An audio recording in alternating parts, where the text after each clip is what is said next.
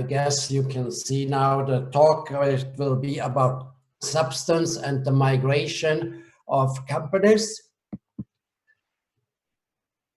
Substance has become quite an important word these days, although Corona, of course, is covering everything. But nevertheless, we have to realize there are the authorities who will come back to that they have looked into it, that companies need to have substance.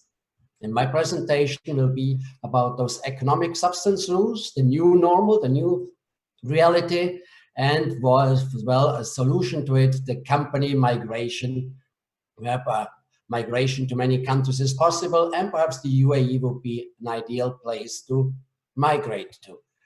Well, where did it start? Well, it started somehow in Europe, where the people said, the authorities said, well, there can't be that Costa Cafe, Starbucks makes millions and millions or billions of profit together with Microsoft and Amazon and others, but they don't pay any tax or very, very little tax because they're somewhere on a small little island, perhaps, or at a very good location, somewhere in a jurisdiction where they don't have to pay tax or very little tax.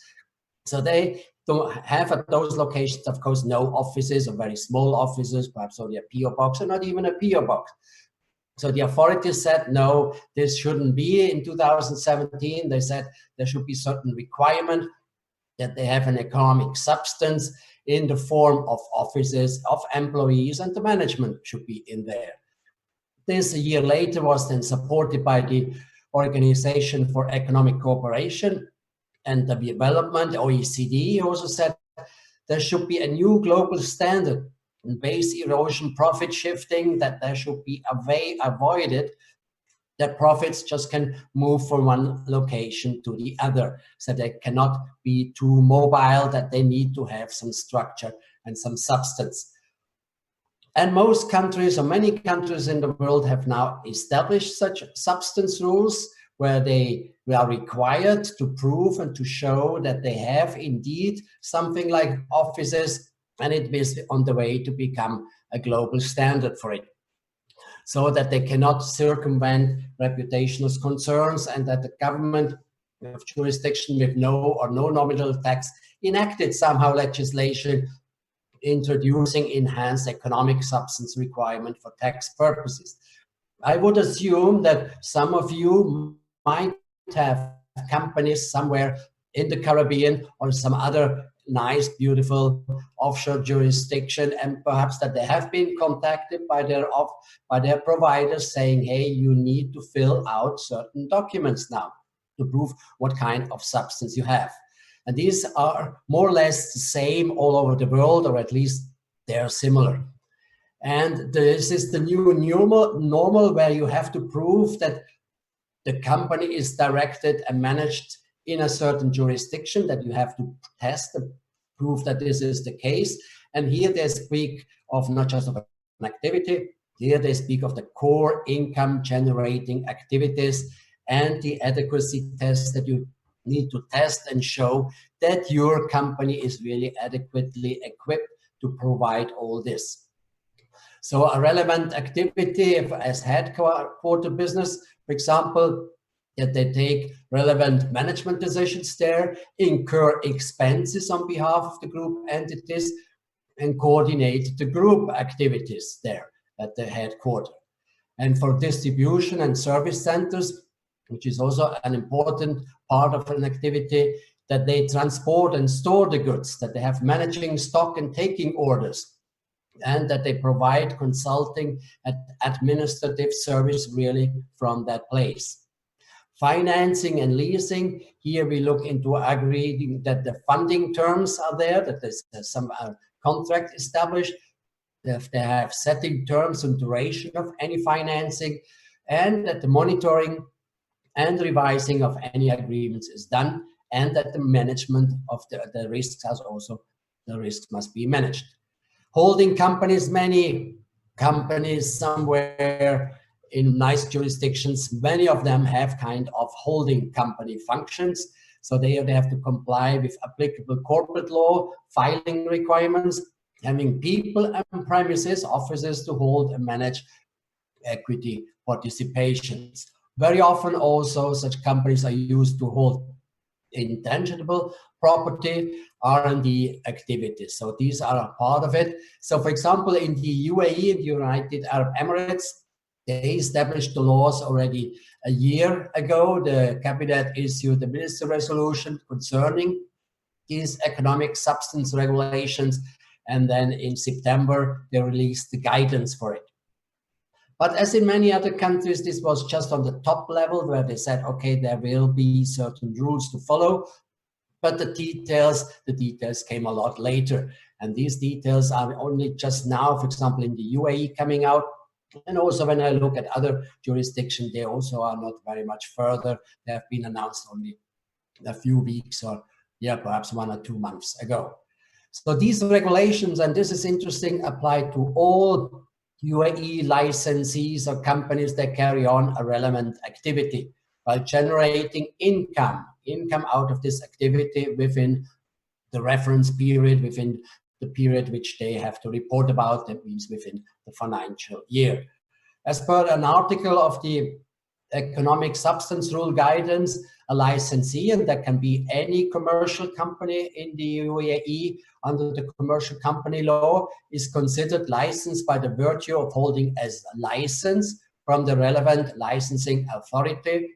It does therefore also include partnership, branches, rep offices, and very interesting and important to know, also offshore entities, although they, by the definition, don't really have any activity in their place. Nevertheless, they're also covered by this law. So everybody needs to report. And here we have a list of those 9 relevant activities under the regulations. Banking, so I would assume many of those who are listening now are not in the banking or insurance sector working, perhaps in the fund management, lease finance, headquarters, that is an important part, shipping, perhaps less for you, but holding company, again, something important to look at, and then intellectual property and also distribution and service center businesses, which perhaps quite a few of the companies which you're handling would fall under. So how do you satisfy the economic substance requirements in relation to the relevant activity? So a relevant entity must conduct the relevant core income generating activities in the UAE and be directed and managed in the UAE. And with reference to the level of activities performed in the UAE, they must have adequate number of qualified full-time employees. That means it's not possible that you say, okay, I give this, I outsource it to somebody, and that person who is working for a company at the same time is also the qualified full-time employee for other companies. So here we say a company needs to have their own employees. And they also incur an adequate amount of operating expenditure. So it cannot be just a PO box where there's no expense. No, they must have offices. They must have expenses. They must have okay, they have a photocopier with expenses, with all the things as an office would accumulate during a year. All these expenses must be shown that they have been handled in the UAE. And then have adequate physical assets, real offices. In the UAE, in the last 15 years, so-called smart desks developed, where they were set, or you had a contract, a rental agreement for a desk, not for a real office. So nobody really used those desks, but officially you had a rental agreement. Such rental agreements would not work anymore. If you need to have a managed company in the UAE and offices, then the requirement is for real offices, not just smart offices. Here, this is a very interesting flowchart, a flowchart which shows how to go for it, to answer all these questions which could come up in the field of, is it required to register? Is it required to submit information? All this, at the moment, of course, it's difficult to read, but all this you will receive in the package which you will receive from Bosco about this presentation. So as we can see, it is a requirement to have real activity, real substance, and there are not that many places where you have real substance. So this now is also a moment in time where you can think about, okay, perhaps my place in some jurisdiction which has perhaps 30,000 employees and 500,000 companies is not really the place where my company should be. Now you should think about where my company should be. Where could it be? Then, of course, you would think, oh, it should be easy to establish. It should be easy to reach. Foreigners should be accepted to live there. And all this you find in the UAE. The UAE, the United Arab Emirates, Dubai above all, they are ideal. It's an ideal location and welcomes everybody. All those who have been in the UAE, you know that it is easy to establish a company here, and it's also everybody is welcome. You can come from Kazakhstan, you can come from South Africa, or from somewhere in Latin America. Everybody is welcome and can get residence. 90%, imagine, 90% of the population in the UAE are foreigners. Only 10% of the population are locals. So here, definitely this would be a reason to come here. And other reasons could be that you have plenty of schools, so that family is welcome. And a major thing, of course, for somebody moving a company or thinking where would be the ideal place to be is the tax situation. And here we don't have any tax, with the exception of value-added tax of 5%, which was introduced 2 years ago. So when you know now about this requirement that you need to have substance, and now since a few years it's also possible and becomes more and more a way of thinking that you can move companies, that they can migrate. Like people migrate, get a new passport somewhere, you can also migrate your company. Your company can migrate from one location to another. You don't need to re-establish a company, you just migrate it. This, of course, is a great advantage, where a company transfers its legal domicile from one jurisdiction to another. Hence, the company just changes the address while maintaining the same legal entity. This, of course, is something very important. Of course, you have to comply with the corresponding legal requirements in both jurisdictions. That means the company which is moving from one country, so that country where the company is moving away must allow that the company can move away, and the receiving country, of course, must allow that it's possible that companies from abroad can move into this new place. And here, a great advantage with the migration of companies is bank accounts remain. You don't need to open new bank accounts. The bank accounts which you have been using for the companies for 5-10 years continue. And what we have seen before when we were talking, we got a presentation by Adam about contracts. The contracts remain.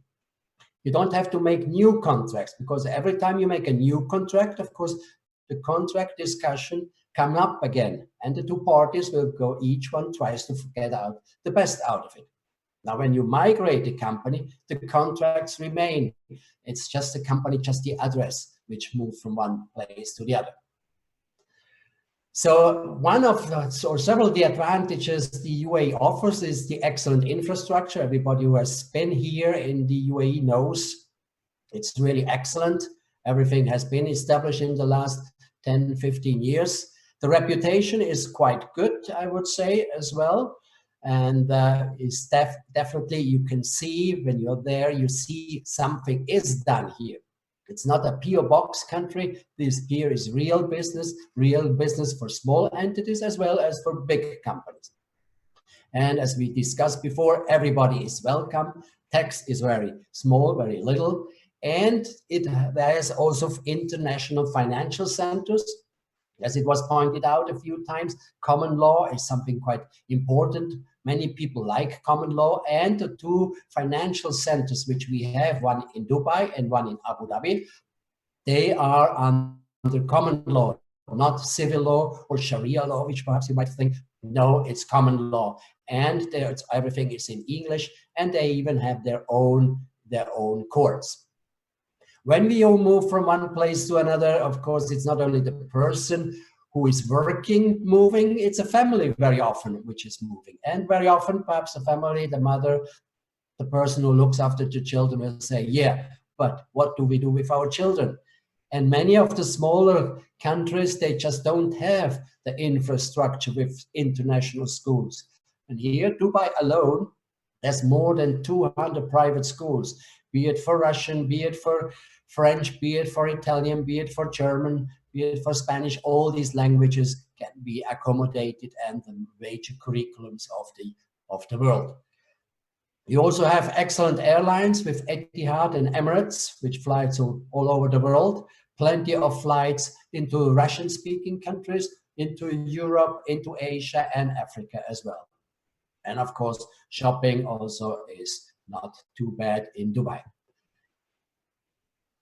So migration is possible from one country to the other, but it's also possible to migrate within the country. So a possibility is as well that you say, well, I have a company perhaps not in Dubai or Abu Dhabi, the major Emirates, but perhaps in Ras Al Khaimah, in Fujairah, and they have, of course, certain advantages. Definitely, they are cheaper than the ones in Dubai, those zones in Dubai where you can establish companies. Well, this is perhaps the ideal moment here, an advantage out of the Corona crisis. The free zones, especially the ones in Dubai, have downsized their prices. Prices have been gone down. You pay perhaps only half the price. They offer these prices now, not only for 1 year, perhaps for 2 or 3 years. So perhaps this is the opportunity that when you say, well, I'm quite happy with having a company in the UAE, but perhaps Dubai would even be a little bit better so that you could upgrade. And also you can upgrade from having an offshore company to an onshore company or to a company which has a physical office. So you can upgrade to fulfill all the necessary substance requirement. And this, of course, is a great opportunity, and to think about this could be done. And you could also move from having a smart office, from a business center, to a proper physical office.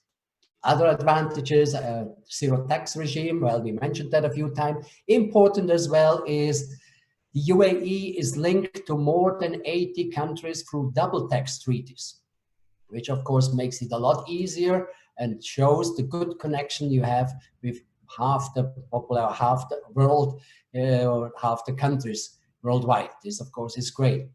Then you can fully repatriate capital and profit, whatever you do here in the UAE. It's a recognized financial hub with 2 financial centers. Facilities are excellent and high quality of life. That definitely is a leading thing. And political stability. Although we know in the Middle East, there's always something going on. But what we can say is the UAE always managed to be out of the problems and even were able to make an advantage out of it. Like, for example, Beirut was the financial center of the Middle East, but then with the civil war, it moved to Bahrain, and now all the banks moved to Dubai or Abu Dhabi. So they really make the best out of it. So when we would summarize it, all companies worldwide need to adapt to the new normal and have substance. And currently some jurisdictions here in the UAE offer great advantages, great prices, which perhaps also for you could be an advantage. And if you want to receive my fact sheets about substance and migration, you can receive them from this email here below. We have 2 offices, one in Dubai and one in Abu Dhabi. So it is an ideal place to do business.